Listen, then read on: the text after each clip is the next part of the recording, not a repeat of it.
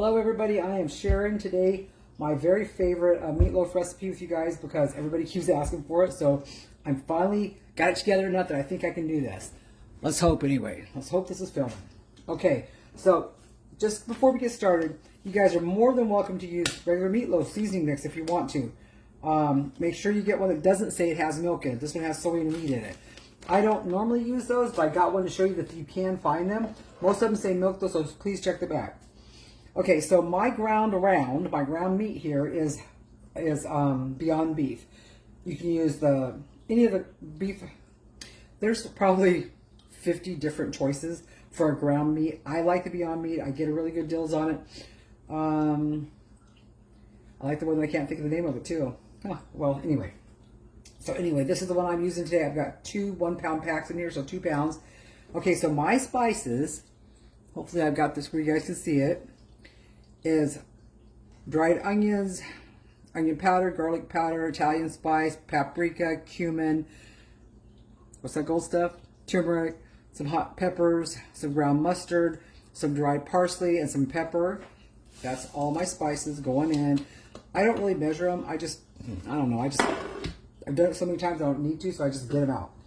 Okay, and then I also, besides the dried mustard, I also use some of this old style mustard. And if I have brown mustard, I would use that, but I don't have brown mustard this time, so I'm using this one. All right.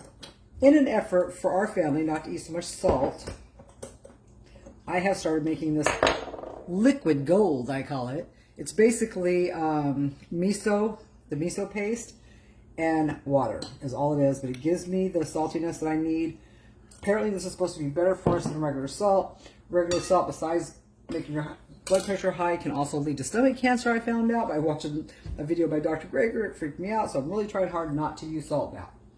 Okay, my fresh stuff is red onion, red bell pepper, a little bit of carrot, a little bit of celery, and this is a combination of sage, thyme, parsley, and basil, all out of my garden. I freaking love fresh herbs, guys. And this is 1 stalk of celery, it's 2 little carrots, 1/4 of a red bell pepper, and it's a very small red onion that I had to cut up. So that's all that is. It doesn't even take a lot of stuff. Isn't that cool? Now, guess where I get my breading, guys? I get this. I buy that cube bread, and I make cubes out of it, and I make croutons. I season them up for croutons. You can make breakfast cereal if you want to by putting some kind of low keto sugar on them, like allulose and cinnamon. Perfectly yummy. But for our needs, I didn't put anything on them because we're going to have plenty of spices in here. And you're just going to crunch up some of these. And I wanted to address the fact about why I don't sit here and show you guys from beginning to end, like me cutting up all the vegetables and chopping my herbs and all that stuff. Because, I mean, really? Do you guys not know how to chop your vegetables? Do you not want to just put your own herbs in there? Because these are just suggestions. This is just showing you how I make our meatloaf, but you can do it however you want to. And by the way, this is 4 pieces of sliced, diced, and toasted bread in the air fryer. That's why it sounds nice and crunchy. I don't know if I need it all, but you never know. You know what? I'm just going to use it all. The heck with it. You don't even have to crumble it up the way I'm doing right now. I just crumble some of it because as it gets moist in the meatloaf, it is going to do its own thing. All right, my cup of liquid here is sugar-free or no sugar added barbecue sauce, no sugar added ketchup, and a little bit of sriracha because we like things with a little bit of bite. Putting about half of this 1 cup. I saw the other day where somebody said they only used 2 tablespoons of this stuff. I thought, don't know quite what that's going on with that, and I'm going to get off here and get some gloves and mix this up. I'll be right back. Isn't that looking beautiful? And I wish we had smell-o-vision because it smells so good. Okay, I'm going to get it in the tray, get it ready to pop in the oven, and I'll be right back. Isn't she beautiful? Okay, so you see a little well in the middle here? That is so that I can add the topping about the last 10 to 15 minutes of the baking. I bake mine on 325 for about an hour, and you could bake it on 350 and get it done sooner.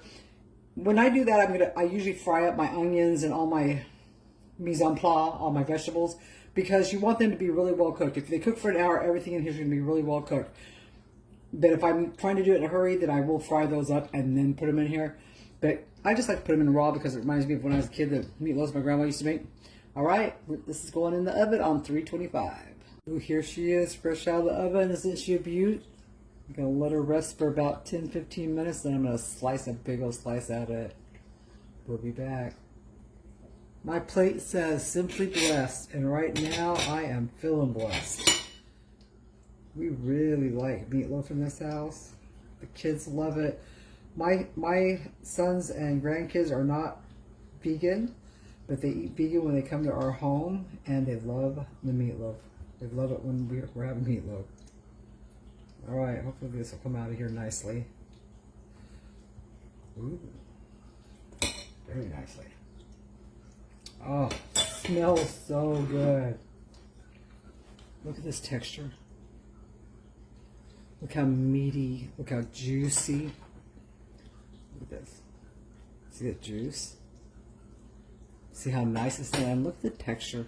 It's just like Grandma's meatloaf. Alright guys, that's it. It's a wrap.